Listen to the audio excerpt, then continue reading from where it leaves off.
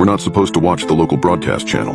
I now know the horrifying reason why. My neighbor Donna told us to never watch the broadcast under any circumstances. I hide the remotes. You can't be too careful with kids in the house, you know, she said as she leaned against the fence post. You hide the remotes, so your kids can't turn on the local channel, I repeated, wondering what sort of stupid rule this was. Yep, works wonderfully. I only moved in here a few weeks ago. So far, everyone was friendly and nice, but Donna, she seemed a little weird. A house-wide ban on watching the local TV station? Really?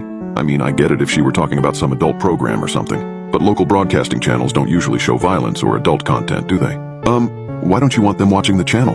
I asked. She blinked. Then she laughed, throwing her head back. Ha ha ha, good one. I'll catch you later, Rebecca, okay? She squeezed my wrist, smiled, and then headed off down the sidewalk. I stood there dumbfounded. A few days later, I went over another neighbor's house for some tea. Melinda Patel, the woman in the blue Colonial on the corner. After we talked for a while, I decided to mention it. Do you know Donna? I ventured. Melinda nodded, taking a sip of tea. Oh yes, we go way back. Both original owners.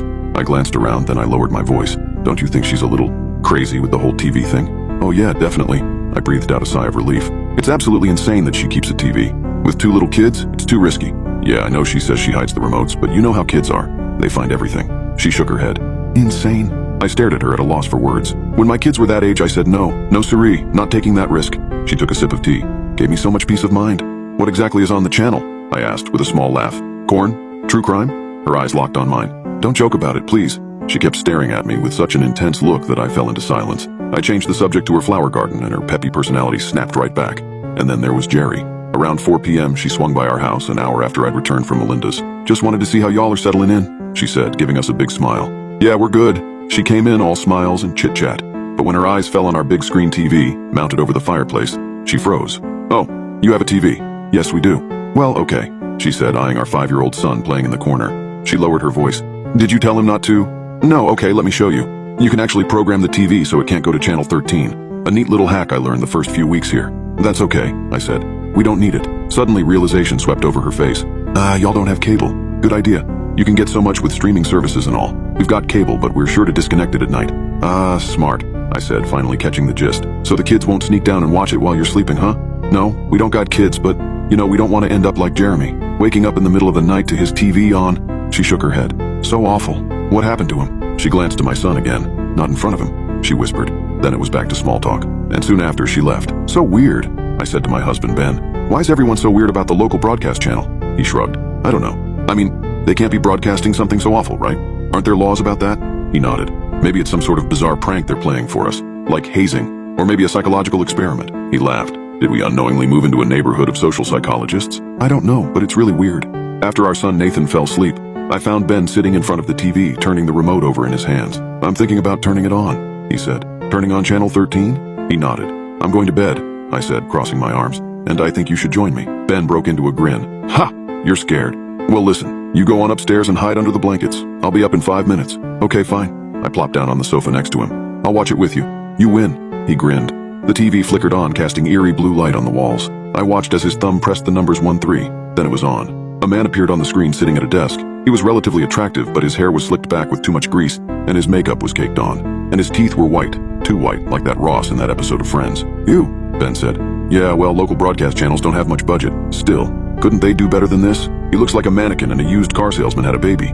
Oh my gosh, I said, laughing. It's true.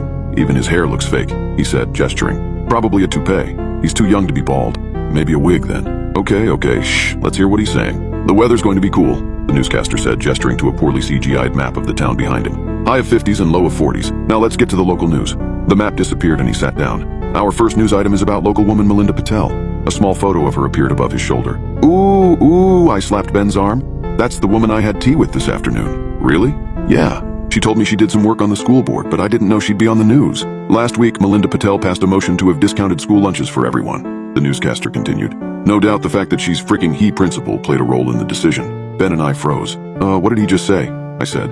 He said she's sleeping with the principal. He can't say that on TV. Well, now we know why the kids aren't allowed to watch, Ben said, starting to giggle. I stared at the strange mannequin man, dread sinking in. He smiled back, eyes blankly staring ahead as he read off the teleprompter. And Jerry Johnson, the local librarian, drunk herself to sleep after a phone call from her son. Wait, I thought Jerry said she didn't have kids. He shrugged. Maybe she lied. Maybe this guy is making it up. For all we know, this guy is just spewing garbage to get people to watch. The smile faded from the newscaster's face. He inclined his head slightly, blue eyes locked on the camera. "Let's move on to new resident Ben Hernandez." My blood ran cold. "He can't keep his froggy little mouth shut, can he?" the newscaster said in a lilting tone. "He has to compare me to a mannequin so his wife thinks he's funny." His blue eyes stared at us from the screen, empty and hollow. Mouth curled into a small smile. "How does he know that?" I whispered. Ben glanced at me fearfully, then grabbed the remote and quickly pressed the power button. The TV didn't turn off. Let's get out of here." He grabbed my hand. We both stood up, backing out of the room, but I couldn't look away. Couldn't look away as his blue eyes followed us as we moved away from the TV. Just before we got out of view, he smiled.